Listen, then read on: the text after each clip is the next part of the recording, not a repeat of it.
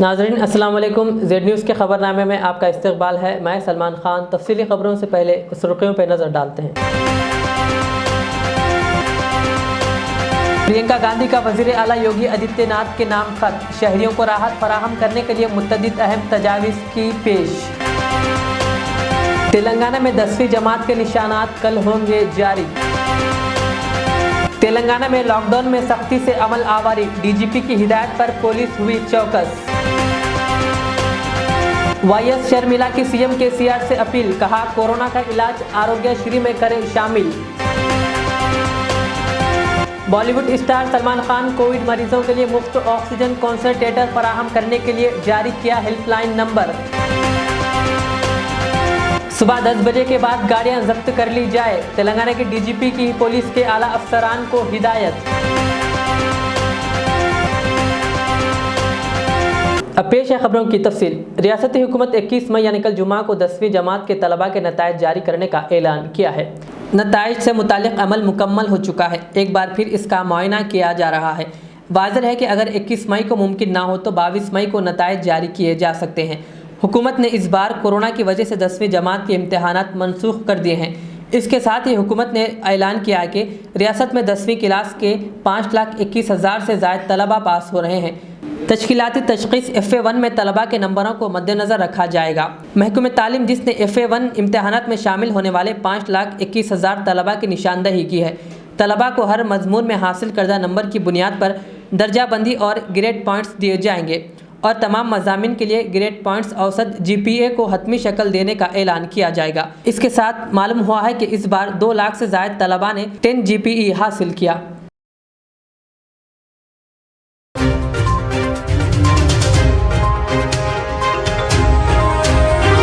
तेलंगाना भर में डीजीपी की हिदायत के बाद पुलिस ने गाड़ियों की चेकिंग में और सख्ती कर दी है। डीजीपी ने यह हिदायत अजला के पुलिस कमिश्नरों और पुलिस सुपरिटेंडेंट के साथ वीडियो कॉन्फ्रेंस के जरिए गुफ्तगू करते हुए दी और लॉकडाउन का जायज़ा लिया। उन्होंने कहा कि वज़ीर आला के चंद्रशेखर राव हर रोज़ लॉकडाउन का ज़िलाई लिहाज से अमल दरामद का जायज़ा ले रहे हैं। उन्होंने कहा कि लॉकडाउन को अब से ज़्यादा सख्ती से नाफिज किया जाना चाहिए। उन्होंने मजीद बताया कि सुबह 6 बजे से सुबह 10 बजे तक नरमी दी गई है। डीजीपी ने कहा लेकिन ज़्यादातर लोग ज़रूरी सामान की ख़रीदारी के बाद भी घूम रहे थे, इसीलिए ये फ़ैसला किया गया। डीजीपी ने सीनियर ओहदेदारों को सुबह 9:45 पर फील्ड लेवल से सूरत हाल की निगरानी करने की हिदायत दी ताकि सुबह 10 बजे के बाद कोई भीड़ नज़र न आए। अहम मुकामात पर लॉकडाउन को सख्ती से नाफिज करने के अलावा पुलिस को इलाकों और दाखिली सड़कों पर भी इसके निफाज के लिए ज़रूरी इक़दामात उठाने की हिदायत दी गई है। डीजीपी ने कहा कि पुलिस की गश्त करने वाली गाड़ियां सुबह 10 बजे लॉकडाउन नरमी का वक्त मुकम्मल होने के बाद अपने दायराकार इलाकों में जाए और सड़कों पर हुजूम को साफ करें।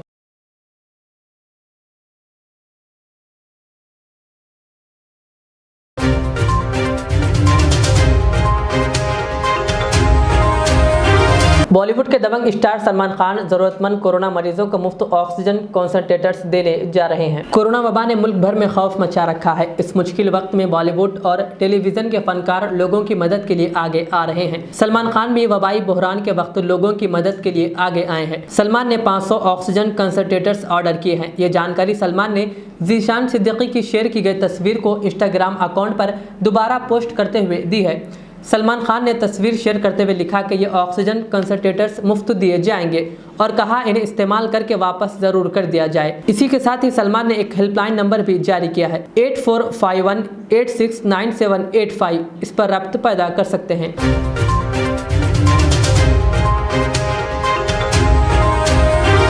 वाईएस शर्मिला अपने अल्फाज तेज कर दिए। कोरोना के बढ़ते मामलात को देखते हुए उन्होंने तेलंगाना हुकूमत से मुतालबा किया कि वो कोरोना के इलाज को आरोग्यश्री में शामिल करें।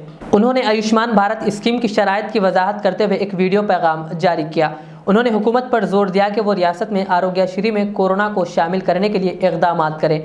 उन्होंने कहा अगर गरीबों के साथ सच्ची मोहब्बत है तो इन्हें मुफ्त तिब्बी इमदाद फराहम की जाए। इस मौके पर गुफ्तगू करते हुए वाईएस शर्मिला ने कहा कि आयुष्मान हिंदुस्तान से सिर्फ 26,11,000 अफराद को फ़ायदा पहुंचेगा। उन्होंने केसीआर से सवाल किया कि सिर्फ 26,11,000 ख़ानदानों ने ही आयुष्मान भारत से फ़ायदा उठाया है और बाकी घरों की हालत क्या है। పేదవాడు ఉన్నది లేనిది అమ్ముకొని అప్పు చేసి కరోనా వ్యాధిని బాగు చేసుకోవడానికి ఖర్చు పెడుతున్నాడు. ఈ పేదవాడి కోసం ప్రభుత్వం సహాయం చేయాల్సిన బాధ్యత ఉంది. పేదలు అని గుర్తించిన వారికే వైట్ రేషన్ కార్డు ఇచ్చారు. అలాంటి వాళ్ళు తెలంగాణలో 80 లక్షల కుటుంబాలు ఉన్నాయి. నిజానికి వాళ్ళందరికీ ఆరోగ్యశ్రీ వర్తిస్తుంది. కరోనాను ఆరోగ్యశ్రీలో చేర్చి ఉంటే ఈ 80 లక్షల కుటుంబాలకు, ఈ 80 లక్షల పేద కుటుంబాలకు లబ్ధి కలిగేది. కానీ కేసీఆర్ దొర కరోనాను ఆరోగ్యశ్రీలో కాకుండా ఆయుష్మాన్ భారత్లో చేర్చానంటున్నాడు. అయితే గమనించాల్సిన విషయం ఏమిటంటే ఆయుష్మాన్ భారత్ పథకం వలన లబ్ధి పొందే కుటుంబాలు తెలంగాణలో కేవలం 26 లక్షల కుటుంబాలు మాత్రమే. ఎందుకంటే వైట్ రేషన్ కార్డు ఉన్న వాళ్ళందరికీ ఆయుష్మాన్ భారత్ వర్తించదు. అంటే దొరగారి దృష్టిలో 26 లక్షల కుటుంబాలు మాత్రమే పేదవాళ్ళ, మిగతా వైట్ కార్డు కుటుంబాలు పేదవాళ్ళగా మీకు కనిపించకపోవడం దారుణం. పేదరికంలో తేడాలు చూపటం సరికాదు. కాబట్టి కరోనాను ఆరోగ్యశ్రీలో చేర్చి అన్ని పేద కుటుంబాలకు న్యాయం చేయాలని డిమాండ్ చేస్తున్నాం. ఆయుష్మాన్ భారత్ పథకం ద్వారా సంవత్సరానికి కేవలం 5 లక్షల రూపాయల వరకే బెనిఫిట్ పొందే అవకాశం ఉంది. కానీ ఆరోగ్యశ్రీ ద్వారా 13 లక్షల రూపాయల వరకు బెనిఫిట్ పొందే అవకాశం ఉంది. కనుక కరోనాను ఆరోగ్యశ్రీలోనే చేర్చాలని డిమాండ్ చేస్తున్నాం. ఈరోజు బైక్ ఉన్నా, ఫోన్ ఉన్నా, ఇటుకతో కట్టిన ఇల్లున్నా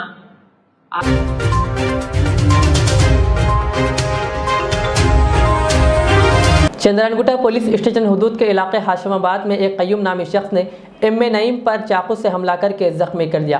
तफसीलात के मुताबिक अलजुबेल का रहने वाला कय्यूम नामी शख्स हाशिमाबाद के इलाके में आकर नशा करके तमाशा करता है और कल रात इसने एम.ए. नईम पर जानलेवा हमला करके जख्मी कर दिया, जिस पर नईम की वालदा ने मीडिया से बात करते हुए पुलिस से अपील की कि इस शख्स पर सख्त कार्रवाई करे ताकि किसी और के साथ ऐसा ना हो। अस्सलाम वालेकुम, मेरा नाम सुबैदा फ़ातिमा है। मेरे बेटे का नाम एम.ए. नईम है, फहद बुलाते हैं उसको। वो उन्होंने अच्छा अंदर नमाज़ पढ़ते बैठे हुए थे तो वहाँ से बुला भी जाए, बार बार बुला रहे थे बच्चों को। मैं कुरान शरीफ पढ़ के उसका तर्जुमा सुना रही थी, सुनाते रहे तो बार बार बाहर बुला रहे। तो मैं बोली ख़य्यूम बुला रहे बोलते आवाज़ दी ना, नमाज़ पढ़ रहा बच्चा बोल के बोले तो भी बार बार बुला रहे थे। अब वो उनके कोई बड़े आए बोल के बोले तो पहले उनके वालिद साहब को बुला भी जाए, उन्होंने नहीं गए। उन्होंने खाना खा रहे थे, उन्होंने गए। उसके बाद फिर बच्चे को बुला भी जाए तो बच्चा ऐसा गया कि नहीं कि निकाल के एकदम उनके वालिद साहब बात कर रहे हैं। कहते वो जो बच्चा हमारा ख़य्यूम यहाँ हमेशा वो गड़बड़ हंगामा पी के तमाशे करना रोड पे उसका प्रोफेशन है, हमेशा से यही करता। वहाँ है अलजुबेल में है उसका घर, यहाँ पे नहीं है तो भी यहीं फिरते रहता। पी लेके आके छुरा, इतना बड़ा छुरा है, हम लोग चीखते बाहर गए, पूरे भाग गया, खून निकल रहा था, गले को मारने जा रहा था। कहते एकदम बच्चा हाथ बीच में ला लेने से हाथ में पड़ा, ऐसा झुक गया। कहते जल्दी करे उन लोग आके सब देख लेके रिकॉर्डिंग कर लेके गए। हर 2 दिन को ऐसा गाड़ी चलाता, मर जाना बच्चे। यहाँ पे सामने भी एकदम आके एकदम रोक के परसों इतना की तमाशा मारम पीटी हो गई उन लोगों को। यहाँ पे 2 मरतबा इतने लड़ाई यहाँ पे उसके तरफ से होते रहते घर में। पर आप सख्त कार्रवाई करिए। गुंडा अनासिर का बहुत बढ़ गया है यहाँ पे हाशिमाबाद में। बच्चे पूरे यहाँ पे बैठते, यहाँ पे बच्चियां रहते, नहीं बैठना बोल के बार बार बोले। परसों 2 दिन पहले भी बच्चा बोला करते या नहीं बैठना बोल के बोले तो नहीं बैठना बोले तो वो बदमाशी दूसरे वो निकाल के खुसूमत निकाल के पी लेके आके बच्चे को खाली बुला रहे बोल के खाली बुला रहे। मेरा इतना अच्छा दोस्त था, वैसा था, ऐसे बातें कर रहा था जब से ठहर के यहाँ पे बातें करके। उसके बाद आके ऐसा मार के गया, गला काटने वाला था। उन्हें अटेम्प्ट टू मर्डर का केस बुक करो उसके ऊपर। आइंदा फिर किसी को ऐसा बदमाशी नहीं करे। ऐसा हर एक के साथ बदमाशी करता। ऐसा कैसा उसके माँ बाप छोड़ दिए कि नहीं मालूम है तो माँ बाप एहतियात से उसको एक जगह रखना ना, समझाना ना। उसको हो रहा नहीं, वो कैसा क्या कर रहे हैं नहीं मालूम है। वो केसेस को रफा दफा कर दे रहे हैं, वो कर दे रहे हैं, पैसा खिला रहे हैं। पैसा बहुत है, पैसे की तरफ से बच जा रहा, मगर बच्चा कितना खराब हो रहा नहीं सोच रहे कोई भी। उसकी जिंदगी खराब कर रहे हैं। एक मरतबा जूता लेके मार के एक करे तो दूसरी मरतबा बच्चे का ये रिकॉर्ड भी नहीं होता, उन्हें ऐसा आवारा भी नहीं बनता। कल के दिन उनके नाम पे इतना बड़ा धब्बा भी नहीं लगाता। आज बच्चा जिंदा है मेरा, अगर मेरे बच्चे को कुछ हुए तो क्या होता था? ऐसा कितने लोगों को मार देता कि उन्हें आज बच गया तो उन्हें 4 लोगों को और मारता। उसको सख्त सजा देना, उसको सही उसका इलाज होना। आज की हर बार करता उन्हें, ये महल्ले में जब से यहाँ पे ठहरते हैं बच्चे बोल के हर बार बोल रहे हैं सिगरेट आप पी लेते, पी के आता, रोड तमाम तमाशा करता, पूरा महल्ला गवाह है, आप किससे भी गवाही ले लो। कमिश्नर साहब से गुजारिश है कि इस केस पे सख्त से सख्त एक्शन लिया जाए बराए मेहरबानी, नहीं तो और दूसरे बच्चों का भी यही अंजाम होने वाला है, ये होने वाला है। फिर आप एक को अगर नहीं करेंगे तो आइंदा बहुत बड़ा नुकसान उठाएंगे।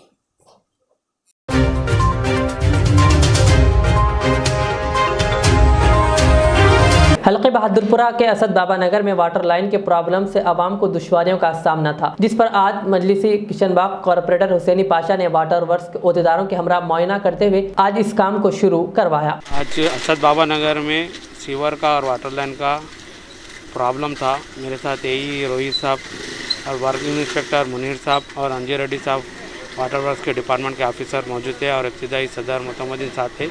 जो प्रॉब्लम हो रहा था, थोड़ा कोविड होने की वजह से, लॉकडाउन होने की वजह से लेबर नहीं मिल रहे थे। आज एमएलए साहब बोलने से ख़ास तौर पे लेबर को लगाया गया है। असद बाबा नगर में जो प्रॉब्लम था वो प्रॉब्लम दिख गया।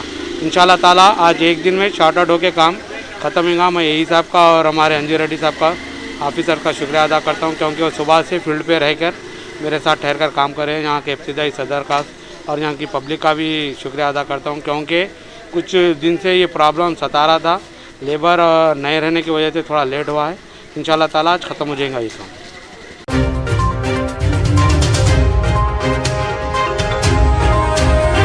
गवर्नमेंट निज़ामिया जनरल अस्पताल चारमीनार में आज प्रेस मीटिंग रखते हुए खास करके फंगस की बीमारी के शिकार अफराद के लिए एक यूनानी दवा लॉन्च की गई और फंगस की बीमारी के ताल्लुक से भी बताया गया। अस्सलाम वालेकुम।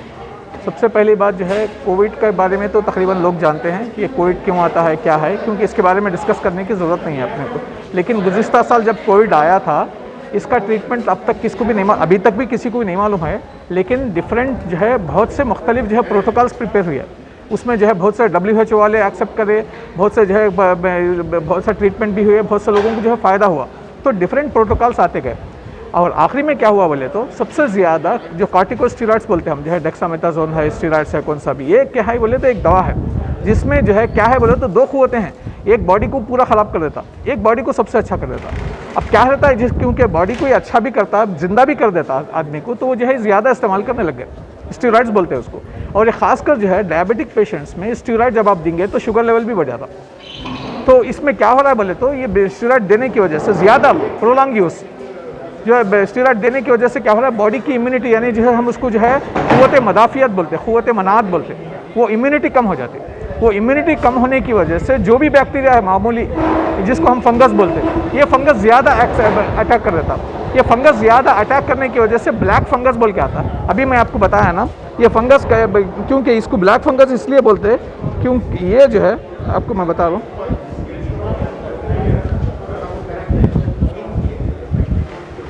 ये देखिए,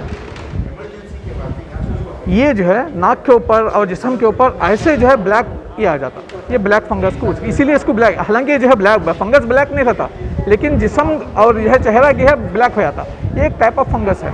इसको जो है प्रोटेक्ट करने के लिए हमारे पास क्या है, यूनानी में भी इससे पहले भी जो है जिक्र है कि दाद बोलते हैं हम उसको, कोबा बोलते हैं, फफूंदी बोलते हैं, ऐसे चीज़ों का हमारे पास किताबों में जिक्र है। तो जो है गवर्नमेंट ऑफ तेलंगाना बोलने की वजह से अलागोशिनी मैडम डायरेक्टर है ना, इन्होंने ज़्यादा इंटरेस्टेड थे हम जो है आयुष की तरफ से, यूनानी की तरफ से ज़्यादा जो है हम जो है कुछ ना कुछ देंगे बोले तो ये हम इम्यूनिटी बूस्टर्स, ब्लड प्यूरीफायर्स और जो है जो प्यूरिटी मतलब ये जो है ड्रॉप्स की शक्ल में या जो है पाउडर की शक्ल में ऐसा देंगे बल्कि हम जो है प्रिपेयर करें। उसमें 3 चीज़ें हैं हमारे पास, एक अर्क़ अजीब, हब्बे मुसफ़ी और खमीर गौज़बान सादा। ये 3 चीज़ें हम जो है एक इम्यूनिटी बूस्टर के जैसा, एक जो है लिक्विफायर के जैसा और एक जो है ब्लड प्यूरीफायर के जैसा दे रहे हैं। तो इसका जो है ये जो है क्यूरेटिव नहीं है, ये सिर्फ जो है एडजुवेंट थेरेपी है। इसका मतलब ये नहीं कि आप जो है सिर्फ यही ट्रीटमेंट लेके बैठ जाओ घर में, ऐसा नहीं है।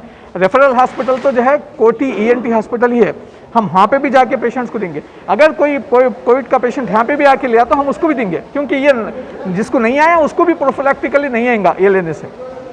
लेकिन इसका मतलब ये नहीं कि जो है ये आने वाले चाहना है पे, ऐसा नहीं है। जिसको आया है वो कैसा भी जाके वहाँ पे एडमिट करना, वहाँ पे एडमिट होना है, या तो गांधी में या तो ENT हॉस्पिटल में, उसके साथ हम जो है अपना ये ट्रीटमेंट देंगे।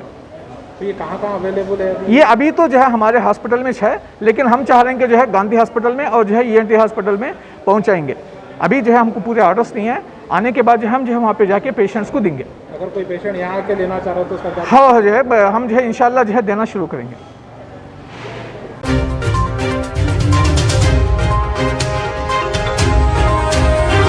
तेलंगाना के डीजीपी एम महेंदर रेड्डी ने ओहदेदारों को हिदायत दी कि वो लॉकडाउन के दौरान बगैर इजाज़त के सड़कों पर चलने वाले गाड़ियों को आर्जी तौर पर कब्जे में ले लें। हर रोज़ की तरह आज भी शहर हैदराबाद ने पुलिस गाड़ियों की चेकिंग करते हुए बिला वजह घर से बाहर निकलने वालों की गाड़ियों को वक्तिया सीज कर दिया।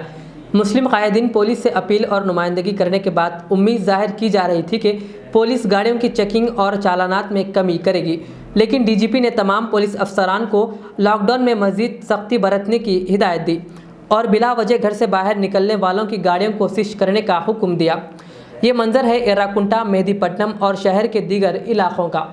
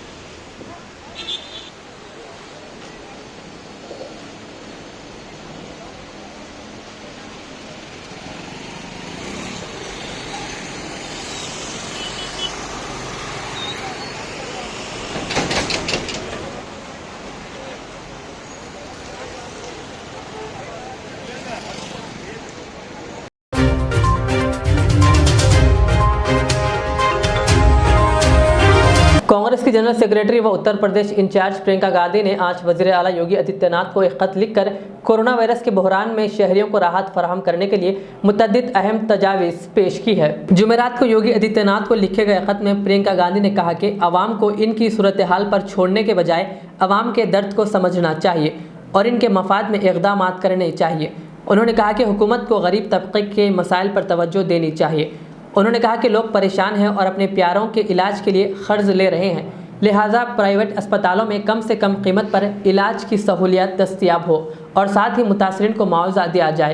प्रियंका गांधी ने कहा कि अशियाए ज़रूरिया की आसमान छूती कीमतों से लोग अफसरदा हैं। इनका यह भी कहना है कि कोरोना मुद्दत के दौरान ताजिरों और दुकानदारों को फौरी रिलीफ दिया जाना चाहिए।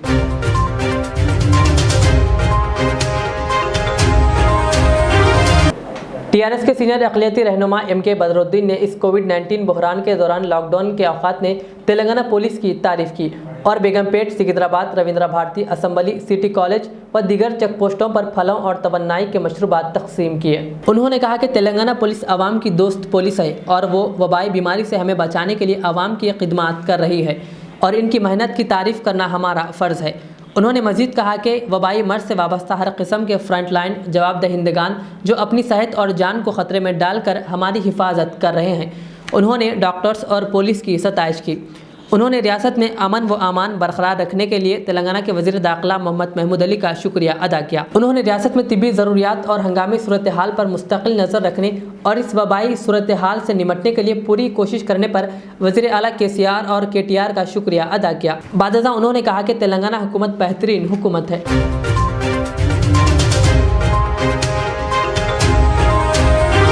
आखिर में और एक बार सुर्खियों पर नज़र डालते हैं।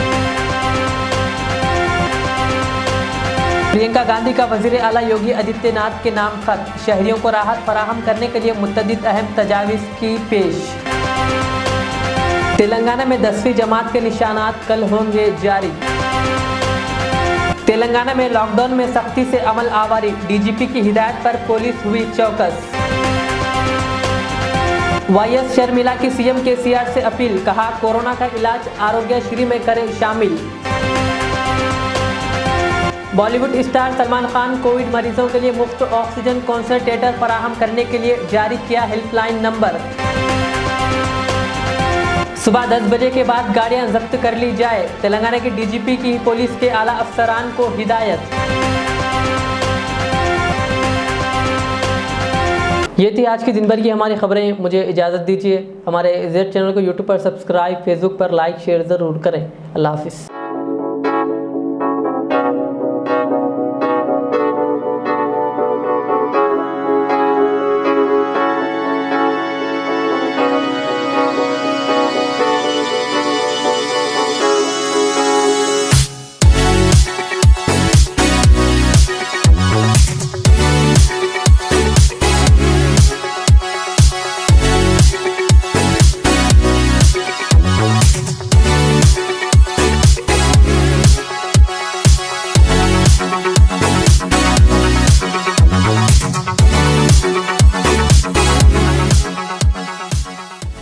रियाज इस्लामिक स्कूल तालीमी मैदान में एक नया इनकलाब। इस्लामिक और मॉडर्न एजुकेशन की अजीम दरसगाह 23 साल तजुर्बे के बाद तलबा और तालिबात के लिए रियाज इस्लामिक स्कूल पेश करता है हिफ्ज़ कुरान, नाज़िरा कुरान, क़ायदे के अलावा नर्सरी ता 10वीं जमात तक के तालीम का बेहतरीन नज़्म।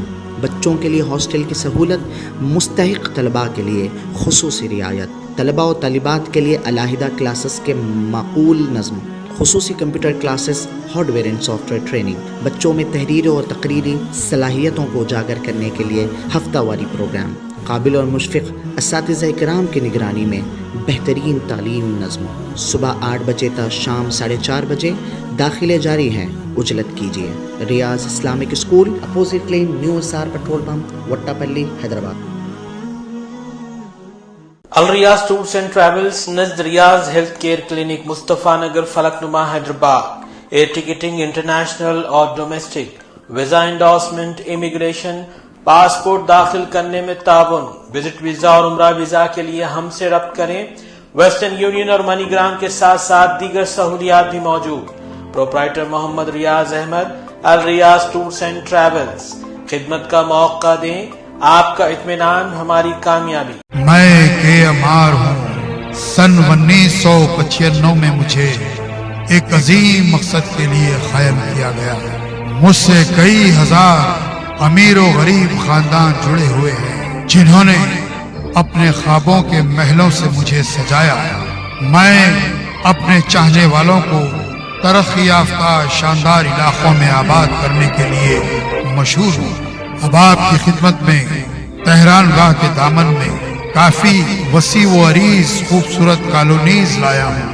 आपकी पसंद, आपकी सहूलत, मेरी खिदमत सिर्फ 4 लाख से 8 लाख के दरमियान। मुझसे जुड़ें और अपना भी ख्वाबों का महल बना लें और तरक्की को अपना मुकद्दर कर लें। यूं जमीन पे बैठकर क्या आसमान देखता है, परों को खोल जमाना उड़ान देखता है। के एम आर का सदर दफ्तर आरामगढ़ चौराहे पर मौजूद है।